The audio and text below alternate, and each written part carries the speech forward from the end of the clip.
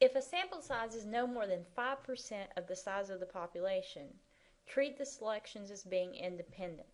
We saw this a little bit in the previous topic on the very last example when we had 941 total people to choose from and we were only choosing 2. We got the same answer from when we treated it independent as when we treated it dependent, because 2 is such a small percentage of 941. So when the sample size is 5% or less than 5% of the population, then we can assume independence. This is the same as treating it as sampling with replacement. It's not exact, but it's such a close approximation, as we saw in the previous topic on that last example, that we can get away with this. Okay, so assume that we have a batch of 1,000 heart pacemakers, including 99,950 that are good and 50 that are defective. If 20 are randomly selected without replacement, find the probability that they are all good. So we treat this problem as a without replacement problem.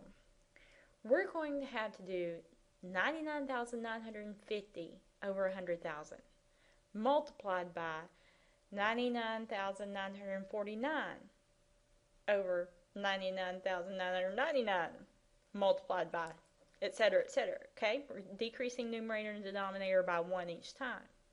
However, let's look at, is our sample of 20 less than 5% of the total population? So 20 divided by 100,000 is 0.0002, which is 0.02%, which is definitely less than 5%. Okay? So that means we can treat as independent. Treat these as independent. Treat it as with replacement. So the probability that 20 are good is the same as taking 99,950, because those are the number that were good, out of the 100,000 total, and raising that to the 20th. So that, rounded to 3 decimal places, is 0.990.